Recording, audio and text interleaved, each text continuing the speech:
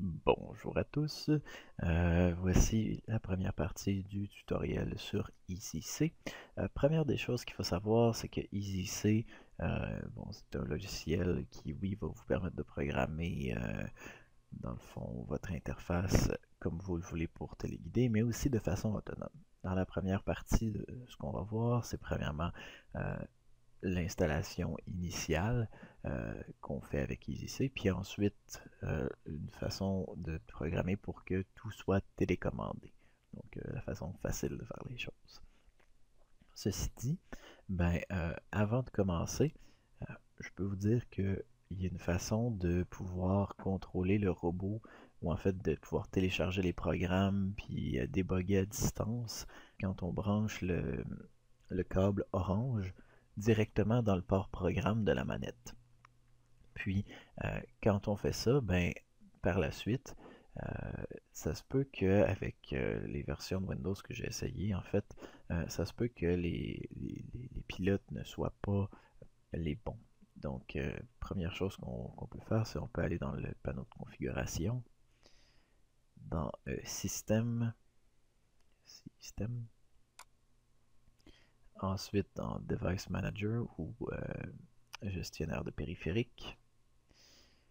Et là, il faut aller dans Port comme LTP. Si vous avez ça ici, USB Serial Port, ce n'est pas bon. Vous pouvez double-cliquer dessus. Ensuite, aller dans Pilote. Et c'est là qu'il faut, dans le fond, mettre le pilote à jour. Parce que en réalité, ce qu'il faut que ça dise, c'est Vex Robotics Driver, si je me souviens bien. Mais EasyC, il l'a installé sur votre ordinateur, ça.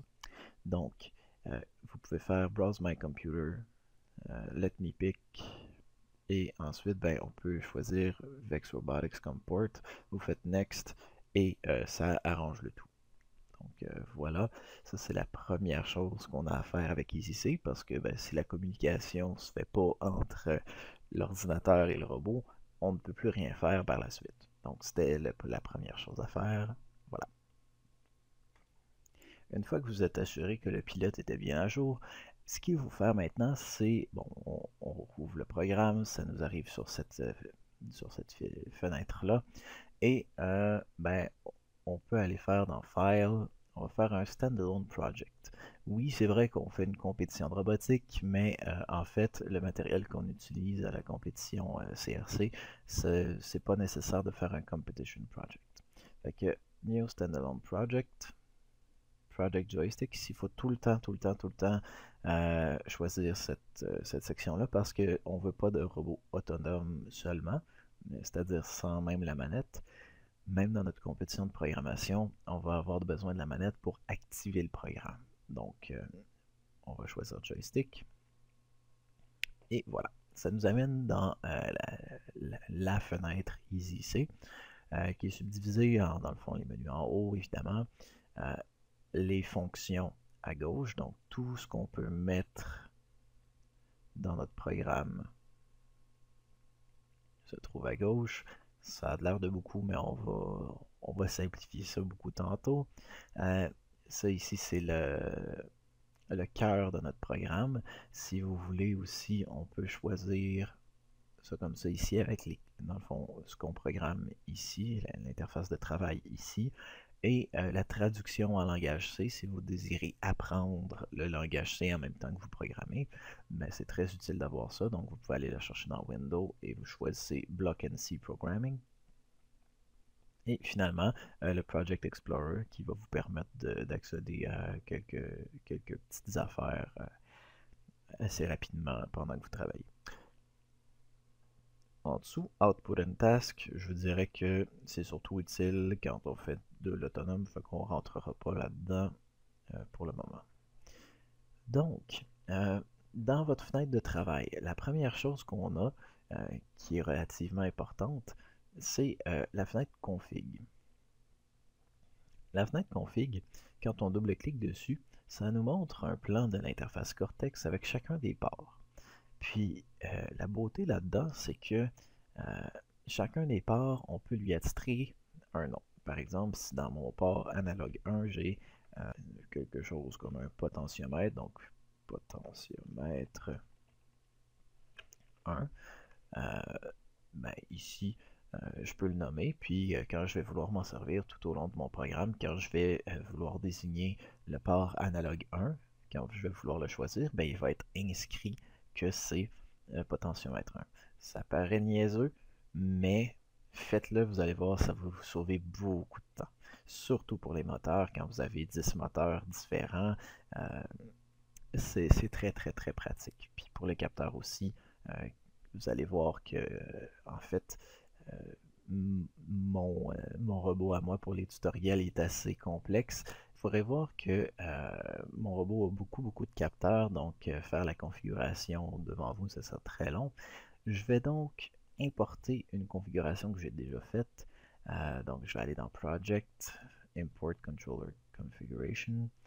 Puis là, on va voir que bon, ça c'est tous les programmes qui sont déjà donnés avec EasyC.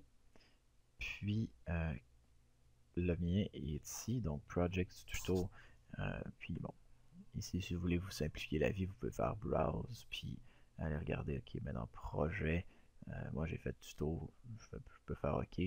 Disons que ça va simplifier nos affaires. Fait que ici, ben, on fait oui.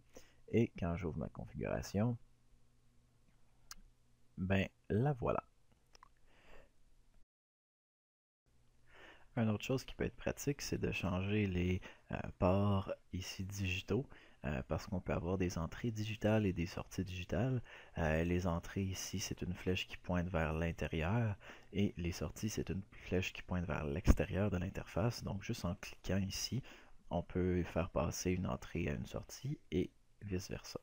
Donc ici, j'ai mis toutes des sorties. Si je clique partout, ben, ça va donner des entrées, et etc. Une autre fenêtre qui est très utile quand on programme, en fait avant de programmer, c'est d'aller dans la fenêtre Online. On peut y aller soit par cette icône-là ou dans Tools, Online Window. On peut faire ici Enable. Et ce qu'on a, ben, on a tous nos moteurs ici, on a tous nos capteurs ici digitaux et tous nos capteurs analogues. Et à l'intérieur ici, tout ce qu'on a, c'est justement, ça c'est nos moteurs. Fait que par exemple, mon moteur 1, je peux lui donner une valeur. Et puis dans le fond, ça fait rouler mon moteur dans un sens et dans l'autre. Pourquoi c'est pratique? Parce que ici, par exemple, j'avais, avant ben, quand j'ai fait ma configuration, j'avais désigné que ça c'était mon moteur BR. BR pour back right, pour en arrière à droite. Puis je ne savais pas si quand je donnais un signal positif, en fait on va se rendre compte que dans EasyC, les signaux s'en vont de 127 jusqu'à moins 127. 0 c'est aucun signal, ou en fait c'est stop pour un moteur. 127 c'est plein gaz dans un sens, moins 127 plein gaz dans l'autre sens. Puis ben, tout ce qui est entre c'est une fraction de la puissance. Ceci dit, ben, quand j'ai dit que OK, moteur 1, c'était le moteur arrière droit, ben, je savais pas que le positif s'en allait, quand je donne un signal positif, ça fait tourner vers l'avant. Donc, quand je fais ça, ben, c'est très simple en fait. Tout ce que j'ai à faire, je vais faire du online window, comme ça. Et là, ben, j'ai fait aller mon moteur un petit peu vers l'avant. Puis là, ben, je me suis rendu compte que, ok, ben, quand j'ai mis un signal positif, ça envoyait vers l'avant. Fait que j'ai mis plus avant pour positif quand on va vers l'avant. Vous pouvez mettre ça comme vous voulez. Mais bon. Fait que ça, j'ai répété pour le moteur 2. Le moteur 2, c'était le moteur en arrière à gauche. Et quand je lui ai donné un positif, lui, il s'est en allé vers l'arrière. Donc, j'ai marqué ça. Puis, etc. J'ai fait tout ça. Notez que ça ici, c'est mes 4 moteurs de direction, donc j'ai marqué avant-arrière, mais ma pince, j'ai marqué positif, c'est fermé, puis le bras, j'ai marqué positif, c'est monté, parce que dans le contexte, ça a beaucoup plus de sens. Ensuite, ben, ici pour les capteurs, d'ailleurs, j'attire votre attention sur le fait que ici, on peut modifier directement dans cette fenêtre-là, ce qui est assez fabuleux, parce que sinon, faudrait toujours rouvrir config, puis ce serait vraiment long. Donc, ça ici, c'est la première utilité de le online window. Ensuite, ce qu'on peut faire, c'est qu'on peut grouper littéralement les moteurs. Fait qu'ici, ben, je pourrais faire un groupe avec les moteurs 1, 2, 7 et 8. 7 et 8 qui sont mes moteurs de direction. Puis ici, ben, ceux qui vont dans le mauvais sens, back left, je peux faire invert direction pour leur, dans le fond, pour changer le fait qu'ils vont dans le mauvais sens. Et ici, front left, le moteur 8, il allait dans le mauvais sens. Puis là, ben, quand je contrôle le moteur 1, je vais contrôler tous mes moteurs. Donc ici, ben, en réalité, ce qui vient de se passer en dehors de l'écran, c'est que mon robot a avancé, puis ensuite, ben, quand je l'ai envoyé dans l'autre sens, il a reculé, et les 4 moteurs ont fonctionné en même temps. Donc ça, c'est vraiment très pratique pour justement tester qu'est-ce qui fait quoi, qu'est-ce qui arrive si lui, puis lui, je les inverse pas. Ben là, je vais me rendre compte que ici, mon robot il tourne sur lui-même, puis etc. Fait que ça c'est pas mal le fun pour avoir ça. Ici, on peut tester les capteurs. Donc si j'ai par exemple j'ai mis des limit switch, c'est-à-dire des interrupteurs pour limiter mon mouvement sur mon bras. Par exemple dans le port 5, ben, si je pèse dessus, en fait, celle-là, c'était celle du port 6, mais si je pèse sur celle du port 5, on peut remarquer que mon port 5 ici, il va changer de 1 à 0, comme ça. Fait qu'on peut voir que ben, on peut tester nos capteurs de cette façon-là. Malheureusement, on ne peut pas tester directement le fonctionnement du capteur ultrasonique, mais ça, on va y revenir. On peut aussi voir les valeurs des capteurs analogues. Des capteurs analogues, ce que c'est qu'à la place de donner une valeur 0 et 1, ça va donner une valeur entre 0 et un chiffre beaucoup plus grand. Par exemple ici, ben, ce que j'ai, c'est des suiveurs de ligne. Les suiveurs de ligne vont capter, dans le fond, des tons de gris. Et ils vont dire, ok, ben, plus c'est petit, plus c'est comme vers 0, ben, plus ça va être blanc. Puis plus le chiffre est grand, ben, plus ça va être foncé. Donc, ça ici, ben, c'est des capteurs analogues. Et finalement, ben, on peut aussi savoir c'est quoi l'état de notre batterie. Donc, c'est vraiment très pratique. Puis, ben, c'est ce qu'on a à savoir sur la fenêtre Online Window. Bon, là, on a assez parlé du logiciel en tant que tel. Il est temps qu'on se mette à programmer pour de vrai. Donc, ici, EasyC, de la façon que ça fonctionne, c'est très simple. C'est ici, on prend à gauche, on va faire ce qu'on appelle du drag and drop. Donc, quand on le prend, on clique, on glisse et on lâche et ça nous amène, bon, ça nous donne, ici c'est une fonction if, fait que, mettons, je mets quelque chose, oups. Ici, mettons, je mets quelque chose, bon, ici ça fait ci, ça fait ça. Mais bon, le if, on regarde pas ça tout de suite. En gros, dans la programmation de robots télécommandés, ça va être très simple en fait parce que on va se servir seulement de 2 dossiers ici. Program Flow, dont on va se servir à peu près pas, et Joystick, dont on va se servir majoritairement. En gros, ici, on peut faire une while loop. Pourquoi est-ce qu'on fait ça? Ben, c'est en gros, en français, while, ça veut dire tant que. Et ici, on va y mettre une condition. On va dire, OK, tant que 1 égale, parce que ici, le symbole d'égalité en programmation, pour dire mathématiquement 1 est égal à 1, c'est un double égal. Parce que 1 égale simple, ça veut assigner une valeur à une variable. Je ne rentrerai pas là-dedans tout de suite, mais en gros, ce qu'on va faire, c'est une boucle comme ça, que tant que 1 est égal à 1. Alors vous dites, ben, pourquoi on fait ça? C'est niaiseux, parce que 1 est toujours égal à 1. Ben, c'est exactement pour ça qu'on fait ça. En fait, ce qu'on veut faire ici, c'est qu'on veut faire une boucle infinie. Parce que sinon, le programme, ce qu'il fait, c'est qu'il lit de haut en bas. Et ben, tout ce qu'il va faire, c'est qu'il va faire... Et ça va être terminé. Donc, si on fait une boucle infinie comme ça, ben, le robot, il n'aura pas le choix de rester pogné et de faire ces actions-là de façon infinie, jusqu'à temps qu'il manque de batterie. Donc, c'est la première, la chose de base en robotique, c'est de tout mettre, ou à peu près, sauf les initialisations des capteurs ou des variables, là, mais ça, on reviendra là-dessus quand on va s'en servir. C'est de tout mettre, ou à peu près, dans la boucle infinie while 1 égale 1. Notez que ici nous permet un abus de langage. On peut simplement mettre while 1 et ça fait aussi la même job. Le reste des fonctions qu'on va utiliser, c'est ces fonctions-là ici, pour quelque chose de télécommandé. C'est sûr que pour les autonomes, on va utiliser les inputs, les outputs, puis possiblement aussi les Integrated Motor Encoders, mais pour le moment, on n'utilise rien de ça. En fait, tout ce que je vais faire, c'est que je vais regarder avec vous chacune des fonctions. Fait que ici, arcade 2 moteurs puis arcade 4 moteurs, ce que ça fait ici, ben moi j'ai 4 moteurs de direction, donc je vais utiliser le 4 moteurs, mais 2 moteurs, c'est le même principe.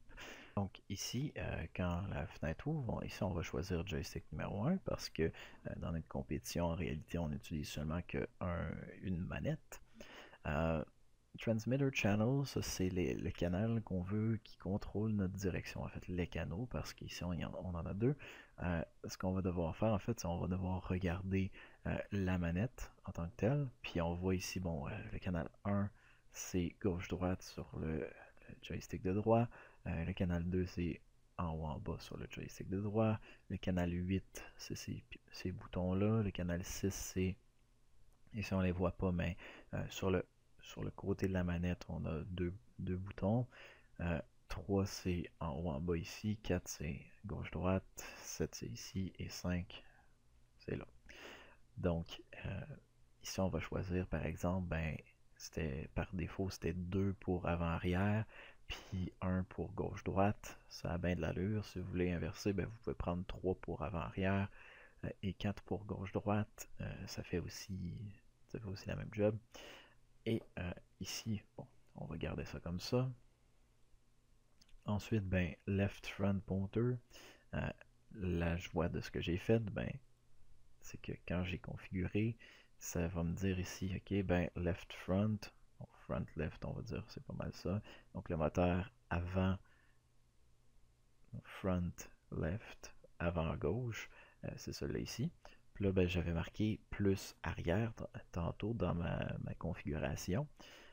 Plus arrière, ben, ça veut dire que ici, je veux pas qu'il aille par en arrière quand c'est positif, je veux qu'il aille par en avant. Donc, je vais inverser sa direction ici. De la même façon, je vais faire, bon, left rear,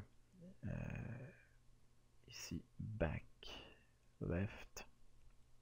Je vous conseille d'utiliser la même chose ici pour pas avoir à hésiter.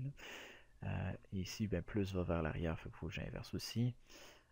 Du côté droit, front right ici, puis ça, le plus va vers l'avant, fait que j'ai pas besoin d'inverser.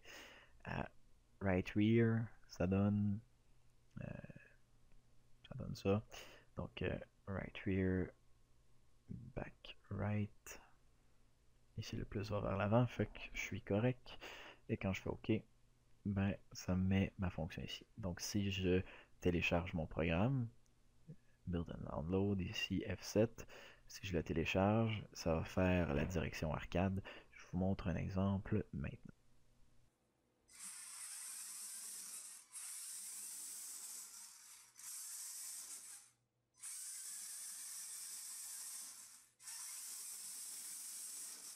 Si la direction arcade ne vous convient pas, vous pouvez avoir un autre type de direction, c'est-à-dire le type tank. Le type tank, c'est très très simple. En fait, bon, ici on va encore prendre le joystick 1, ici le canal de gauche, vous pouvez choisir ce que vous voulez, mais le canal de gauche ici par défaut c'est le 3 avant-arrière et le canal de droite c'est 2 avant-arrière. Ici encore une fois on va configurer nos moteurs left front, front left, on va inverser left rear, back left, on va inverser front right, on n'inverse pas parce que le plus va vers l'avant, et back right, ici le plus va vers l'avant, fait que je suis correct, je fais OK, et ça me donne la direction tank. Je vous montre un exemple de ça maintenant.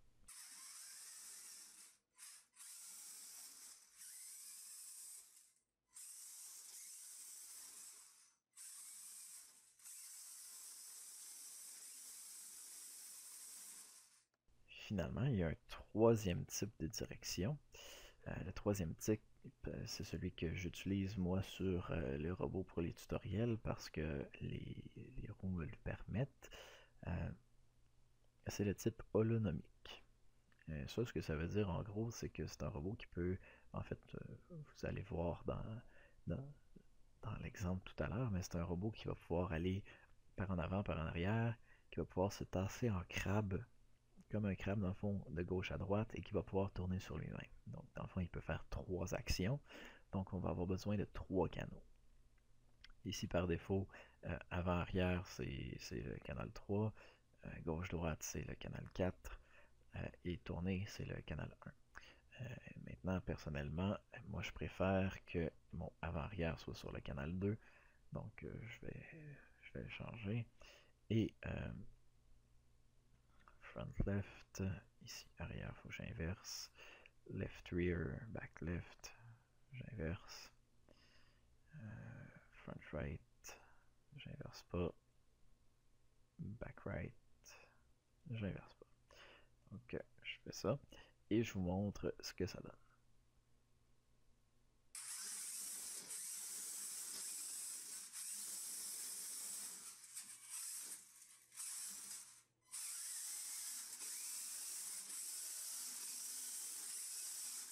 Ensuite, dans les autres fonctions qu'on a, on a la fonction joystick to motor. Ça ici, ce que ça peut faire en fait, c'est que quand on va voir sur ça ici, ça c'est un joystick et ça c'est un joystick digital. Le joystick, ben, ça va prendre un signal justement qui est non pas on et off, mais qui va être gradué. Donc ça va prendre par exemple le joystick numéro 4, non en fait 3 qui n'est pas utilisé sur ma manette. Donc ici, le joystick, le canal 3 sur mon joystick n'est pas encore utilisé sur ma manette. Donc je vais l'utiliser pour faire monter mon bras. Donc ici, positif, c'est-à-dire vers le haut, ça va faire monter mon bras. Donc ici, j'ai pas besoin d'inverser ma direction, je vais être correct. Donc je fais OK. Et maintenant, ce que j'ai, c'est mon robot qui peut se déplacer de façon holonomique. Et ensuite, ben, je vais avoir mon bras qui va être contrôlé par le joystick quand je vais faire en haut en bas. Ça va me permettre d'avoir quelque chose de plus graduel dans le fond que juste de peser sur un piton puis le moteur monte de façon directement là, super rapide. Fait que je vais pouvoir avoir plus de précision en faisant ça comme ça. Ensuite, ici, ce que je vais vouloir pour mon bras, étant donné que j'ai mis des limit switch qui est un dispositif de sécurité, je ne vais pas utiliser joystick to motor, mais je vais utiliser joystick to motor and limit. Parce que ici, j'ai utilisé justement des limit switch. Fait que si je fais le canal 3, mon moteur, c'est mon moteur de bras. Plus c'est monté. Donc ici, la limite up, la limite d'en haut, ben c'est la limite quand ça monte. Et la limite down, c'est la limite quand ça descend, donc dans le sens négatif. Je fais OK. Et là, ben, on peut voir que Je vous montre un exemple. Vous allez voir que la, le bras le moteur ne force plus pour faire descendre le bras lorsqu'il est poigné en bas, et le moteur ne force plus pour pour monter le bras lorsqu'il est en haut. Donc, c'est un bon dispositif de sécurité. Je vous suggère fortement de l'utiliser.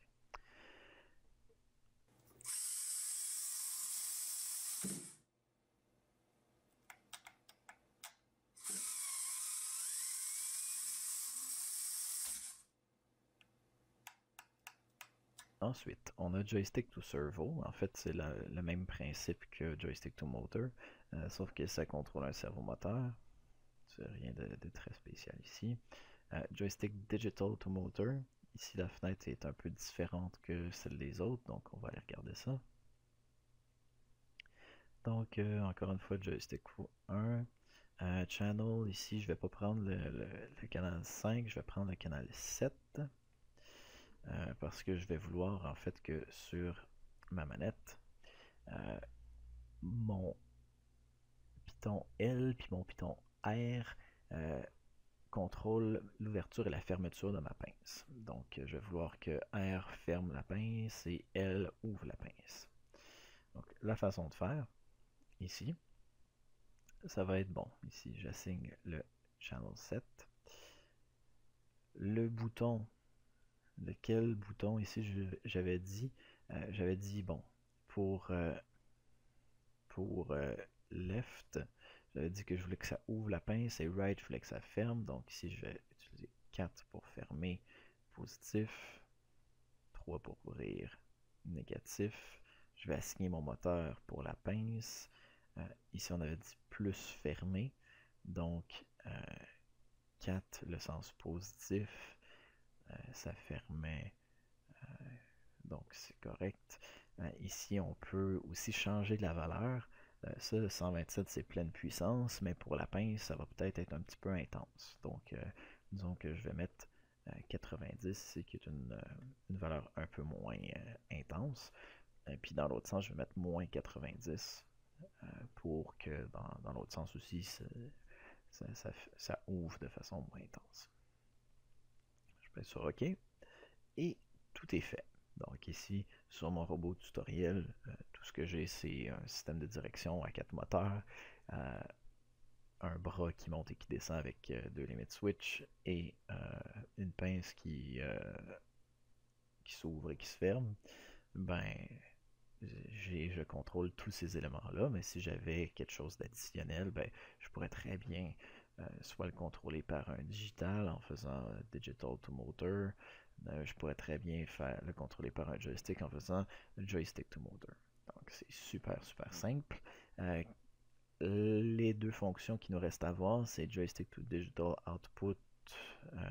En fait, il y en a 3, digital latch et deadband. Digital output, ça c'est souvent pour un piston ou un servo relais. Donc ici, ben, on attribue littéralement un canal, par exemple le canal 6.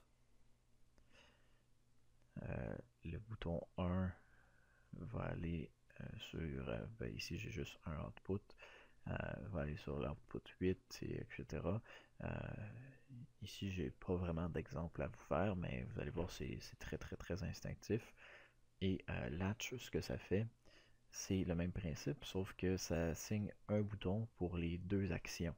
Donc, par exemple, si j'ai un piston, ben, puis que je me dis, ok, ben, le channel 5, bouton 1, je veux que ça fasse déployer quand je pèse une fois, puis rétracter mon piston quand je repèse dessus, ben, c'est exactement ça, cette fonction-là.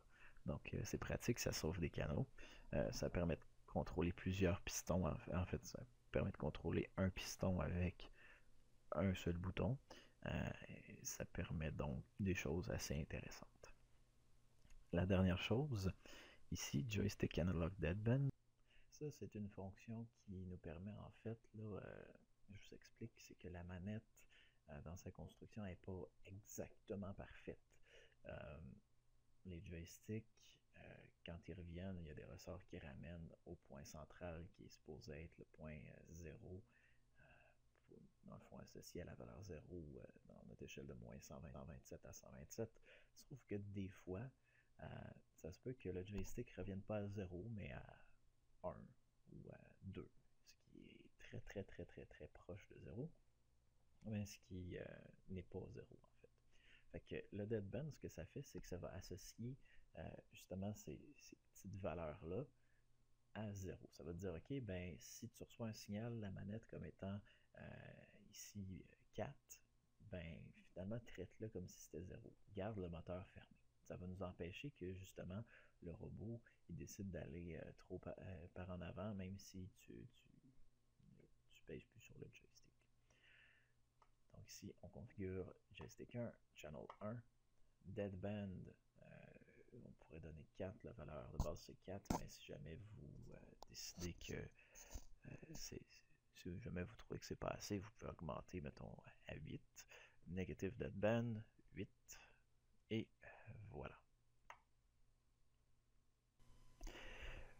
Une fois que j'ai terminé de programmer, faire mon programme, je peux faire ici Build and Download, Build and Download. Je fais oui. Et ici, ben, ça ouvre la fenêtre de téléchargement. Ici, on peut voir l'état de ma batterie, ce qui est vraiment très utile pour savoir quand est-ce que je dois les changer. On peut voir que la barre de téléchargement est en train de se remplir, ce qui veut dire que le téléchargement va bon train. Et voilà. Mon robot, en fait, présentement est en train de faire quelques petits bruits de je veux partir, je veux partir, je veux bouger. Il est donc prêt pour l'action et c'est pas mal ça. Donc ici, si jamais vous faites une petite erreur, si jamais vous pensez que vous avez brisé quelque chose ou que finalement vous ne voulez plus de votre programme et vous voulez retourner au programme par défaut, vous pouvez aller ici dans Build and Download, soit downloader le code de défaut de EasyC ou de EFI qui est le créateur. Ici ça ne change pas grand chose, les deux sont à peu près pareils. Vous pouvez cliquer là-dessus, faites OK. Et voilà, ce que vous pensiez avoir brisé, ben n'est plus brisé parce que ben, on est de retour au programme de base. Donc voilà, si vous avez des questions, n'hésitez pas à nous contacter. Vous pouvez poser des questions sur le site web www.robo-crc.ca. Et vous allez dans la section questions, c'est très facile de poser une question. Ça va nous faire plaisir de répondre. Puis avec ça, ben, bonne chance pour votre programmation pour la compétition.